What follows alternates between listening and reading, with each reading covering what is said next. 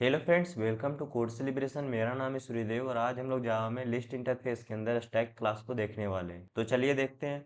तो जावा में जो हमारा स्टैक क्लास है वो एक लेगेसी क्लास है जो कि वेक्टर से एक्सटेंड्स हुआ है। अब यहाँ पे ये हमारा लेगेसी क्लास क्या है, तो जावा के वर्जन 1.2 के पहले कलेक्शन फ्रेमवर्क का कंसेप्ट नहीं था। मतलब कि जावा में जो हमारा कलेक्शन फ्रेमवर्क आया है वो जावा के वर्जन 1.2 में आया है।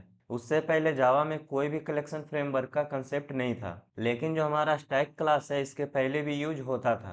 लेकिन जब बाद में कलेक्शन फ्रेमवर्क आया तो इसे कलेक्शन फ्रेमवर्क में जोड़ा गया। इसलिए जो हमारा स्टैक क्लास है इसे लेगेसी क्लास भी कहते हैं। और जो हमारा स्टैक क्लास है वो लिफो को सपोर्ट करता है, मतलब कि लास्ट इन फर्स्ट आउट। मतलब कि जो एलिमेंट हमारा लास्ट में इंसर्ट होगा उसको हम पहले एक्सेस कर सकते हैं। इसको इस इमेज की मदद से और भी क्लियर समझ सकते हैं।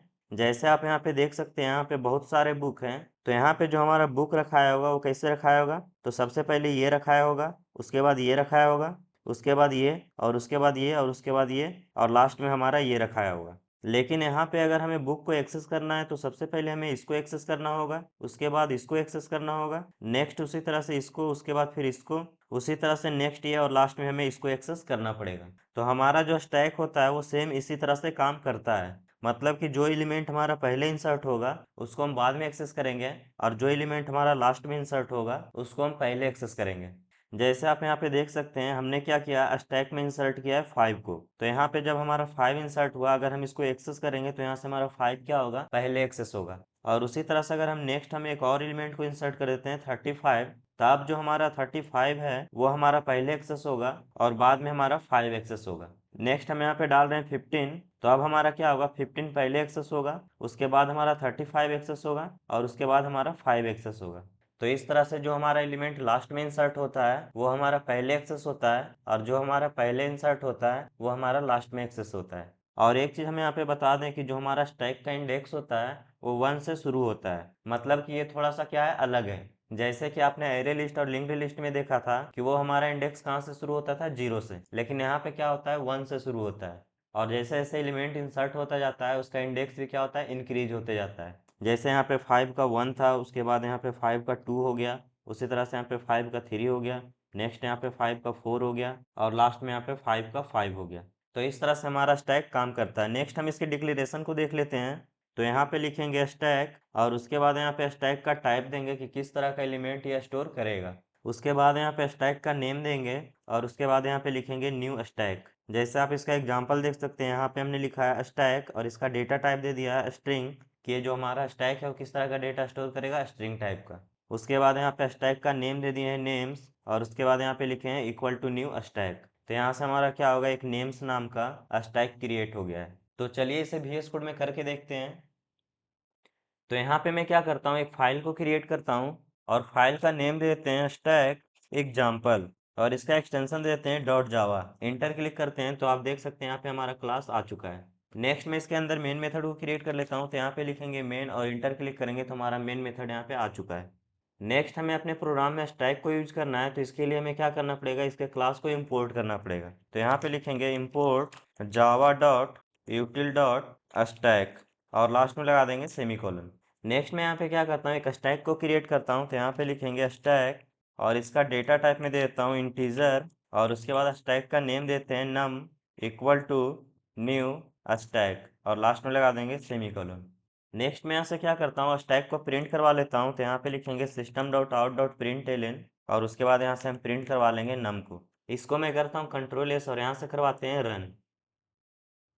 तो आप देख सकते हैं इसने हमारा एम्प्टी स्टैक को प्रिंट कर दिया है, मतलब कि अभी तक इसमें कोई भी एलिमेंट नहीं है। नेक्स्ट हम इसमें क्या करते हैं, एलिमेंट को इंसर्ट करते हैं, तो इसके लिए हमारे पास मेथड आता है पुश।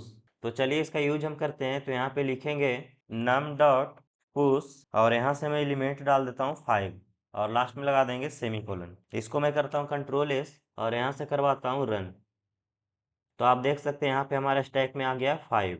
नेक्स्ट हम इसमें कुछ और एलिमेंट को इंसर्ट कर लेते हैं, तो यहाँ पे इसको कर लेते हैं कॉपी, और यहाँ से मैं डाल देता हूँ 9, और यहाँ से मैं डाल देता हूँ 8। इसको मैं करता हूँ कंट्रोल एस, और यहाँ से करवाता हूँ रन। तो आप देख सकते हैं यहाँ पे हमारे स्टैक में आ गया है 5, 9 और 8। नेक्स्ट हमारे पास मेथड है पिक। तो ये क्या करता है, जो लिस्ट में हमारा टॉप एलिमेंट होता है उसको रिट्रीव करने का काम करता है। जैसे यहाँ पे हमारे पास लिस्ट है 5, 9 और 8, तो यहाँ पे जो हमारा टॉप एलिमेंट है कौन सा 8, क्योंकि यहाँ पे जो हमारा 8 है सबसे लास्ट में इंसर्ट हुआ था। तो यहाँ पे अगर हम पिक का यूज करेंगे तो ये हमारा क्या करेगा 8 को प्रिंट कर देगा। जैसे कि मैं यहाँ से प्रिंट करवा लेता हूँ, तो इस लाइन को यहाँ से कर लेता हूँ कॉपी और यहाँ पे लिखेंगे num डॉट पिक। इसको मैं करता हूँ कंट्रोल एस, तो ये हमारा क्या करेगा 8 को प्रिंट कर देगा। तो यहाँ से हम करवाते हैं रन। तो आप देख सकते हैं यहाँ से हमारा आउटपुट आ गया 8। नेक्स्ट हमारे पास मेथड आता है पॉप। तो ये क्या करता है, जो हमारा टॉप एलिमेंट होता है उसको डिलीट करने का काम करता है। मतलब कि जो हमारे लिस्ट में है 5, 9, 8, तो यहाँ पे हमारा टॉप एलिमेंट है 8, तो ये क्या करेगा इसको रिमूव कर देगा। लेकिन ये हमारा क्या करता है, रिमूव करने के साथ साथ ये भी रिटर्न करता है कि किस एलिमेंट को हम रिमूव किए हैं। जैसे मैं यहाँ से क्या करता हूँ, इसको कर लेता हूँ कॉमेंट और नेक्स्ट मैं इसको फिर से कर लेता हूँ यहाँ पे कॉपी और यहाँ पे लिखेंगे num डॉट पॉप। तो ये हमारा क्या करेगा 8 को रिमूव कर देगा और यहाँ से प्रिंट कर देगा 8 को। तो इसको मैं करता हूँ कंट्रोल एस और यहाँ से करवाते हैं रन। तो आप देख सकते हैं इसने हमारे 8 को प्रिंट कर दिया है। अगर इसके बाद हम फिर से लिस्ट को देखें, जैसे मैं इसको यहाँ से कर लेता हूँ कॉपी और इसको मैं कर देता हूँ नीचे, तो अब हमारी लिस्ट में क्या प्रिंट करेगा 5 और 9 को, क्योंकि यहाँ से हमारा क्या हुआ 8 रिमूव हो गया। तो यहाँ से हमारा प्रिंट करेगा 5 और 9 को। तो इसको मैं करता हूँ कंट्रोल एस और यहाँ से करवाते हैं रन। तो आप देख सकते हैं यहाँ से हमारा लिस्ट प्रिंट किया है 5 और 9। नेक्स्ट अगर हम फिर से पॉप करें, जैसे मैं यहाँ से इसको कर लेता हूँ कॉपी, तो अब क्या होगा लिस्ट में से 9 को हटा देगा, तो अब हमारा लिस्ट बच जाएगा सिर्फ 5। तो यहाँ से हमारा प्रिंट कर देगा 5 को। तो इसको मैं करता हूँ कंट्रोल एस और यहाँ से करवाते हैं रन। तो आप देख सकते हैं यहाँ पे लिस्ट में सबसे पहले 8 को रिमूव किया, उसके बाद 9 को रिमूव किया और उसके बाद लिस्ट में बच गया सिर्फ 5। नेक्स्ट हमारे पास मेथड आता है इम्पटी। तो ये चेक करता है कि जो हमारा स्टैक है वो इम्पटी है कि नहीं। अगर इम्पटी रहेगा तो ये हमारा ट्रू रिटर्न करेगा और अगर इम्पटी नहीं रहेगा तो ये हमारा फॉल्स रिटर्न करेगा। जैसे मैं यहाँ से इसको कर लेता हूँ कॉपी और यहाँ पे लिखेंगे num डॉट इम्पटी। इसको मैं करता हूँ कंट्रोल एस और यहाँ से करवाते हैं रन। तो आप देख सकते हैं इसने हमारा रिटर्न किया है फॉल्स, क्योंकि जो हमारा लिस्ट है उसमें क्या है एक एलिमेंट अभी भी बचा हुआ है। अगर मैं इसको भी खाली कर दूं तो ये हमारा क्या करेगा रिटर्न करेगा ट्रू। जैसे मैं यहाँ से क्या कर लेता हूँ, इसको फिर से कर लेता हूँ एक बार पॉप, तो अब हमारा क्या होगा लिस्ट हो जाएगा इम्पटी। तो इसको मैं यहाँ से करता हूँ कंट्रोल एस और यहाँ से करवाते हैं रन। तो आप देख सकते हैं इसने हमारा प्रिंट कर दिया यहाँ से ट्रू। नेक्स्ट मेथड हमारे पास है सर्च। तो ये क्या करता है स्टैक में से एलिमेंट को सर्च करने का काम करता है। अगर वो एलिमेंट हमारा स्टैक में रहेगा तो वो क्या करेगा उसका इंडेक्स को रिटर्न करेगा, और अगर स्टैक में नहीं रहेगा तो वो क्या करेगा -1 को रिटर्न करेगा। तो यहाँ से मैं क्या करता हूँ, सबसे पहले इन सभी लाइन को कर देता हूँ कॉमेंट और इसके बाद करता हूँ कंट्रोल एस और यहाँ से करवाते हैं रन।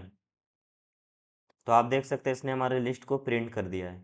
नेक्स्ट मैं यहाँ से क्या करता हूँ 9 को सर्च करता हूँ कि हमारे लिस्ट में 9 है कि नहीं। तो यहाँ से मैं इसको कर लेता हूँ कॉपी और यहाँ पे लिखेंगे num डॉट सर्च और यहाँ से मैं पास कर दूंगा 9 को। इसको मैं करता हूँ कंट्रोल एस, तो ये हमारा क्या करेगा यहाँ से रिटर्न कर देगा 2, क्योंकि जो हमारा स्टैक का इंडेक्स शुरू होता है वो कहाँ से होता है 1 से। तो इसको मैं यहाँ से करवाता हूँ रन। तो आप देख सकते हैं इसने हमारा प्रिंट कर दिया है 2। यही अगर हम यहाँ से सर्च करते हैं 10 को, जो कि हमारे लिस्ट में नहीं है, तो ये क्या करेगा रिटर्न करेगा -1। तो इसको मैं करता हूँ कंट्रोल एस और यहाँ से करवाते हैं रन। तो आप देख सकते हैं यहाँ से हमारा रिटर्न कर रहा है -1। नेक्स्ट हम क्या करते हैं कलेक्शंस के मेथड को देख लेते हैं। तो इसके लिए मैं क्या करना पड़ेगा, कलेक्शंस क्लास को इंपोर्ट करना पड़ेगा। तो यहाँ पे लिखेंगे import Java dot यूटिल dot collections और लास्ट में लगा देंगे सेमीकोलन।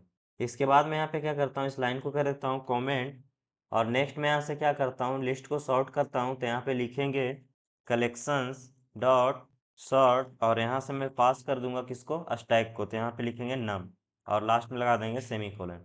और इसके बाद मैं क्या करूँगा स्टैक को प्रिंट करवा लूँगा। तो इसको मैं यहाँ से कर लेता हूँ कॉपी और इसको मैं यहाँ से करता हूँ कंट्रोल एस और यहाँ से करवाते हैं रन। तो आप देख सकते हैं इसने हमारे लिस्ट को क्या किया है सॉर्ट कर दिया है। नेक्स्ट मेथड हमारे पास आता है रिवर्स। तो इसको मैं यहाँ से कर लेता हूँ कमेंट और नेक्स्ट हम यहाँ से लिखेंगे कलेक्शंस डॉट रिवर्स।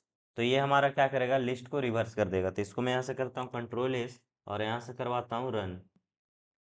तो आप देख सकते हैं इसने हमारे लिस्ट को क्या किया है रिवर्स कर दिया है। नेक्स्ट मेथड हमारे पास आता है सफल।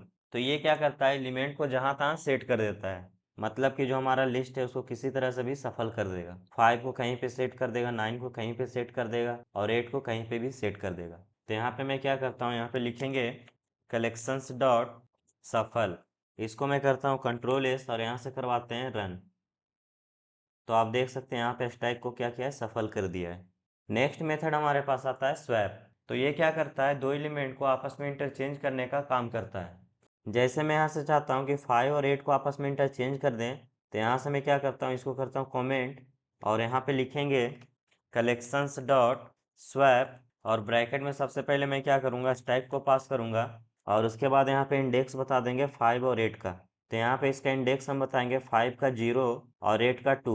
और यहाँ पे आपको इंडेक्स 1 और 3 नहीं देना है, क्योंकि ये जो हमारा इंडेक्स होता है वो रिटर्न करता है 1 से, लेकिन हमें जो देना होता है वो हमें 0 से देना होता है। तो यहाँ पे देंगे 0, 2 और लास्ट में लगा देंगे सेमीकोलन। इसको मैं करता हूँ कंट्रोल एस और यहाँ से करवाते हैं रन।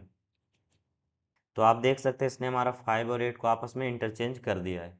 तो इस तरह से हमारा स्वैप मेथड काम करता है। तो यहाँ पे हमारा स्टैक क्लास का मेथड है, सॉरी यहाँ पे स्टैक होगा, इसको मैं कर देता हूँ यहाँ पे स्टैक। तो ये हमारा स्टैक क्लास का मेथड है और नेक्स्ट हमारे पास है ये कलेक्शंस क्लास का मेथड। तो यहाँ पे कुछ मेथड है तो इसको आप खुद से कर सकते हैं। तो ये था जावा में स्टैक। तो आज का वीडियो में यहीं तक रहने देते हैं, मिलते हैं नेक्स्ट वीडियो में।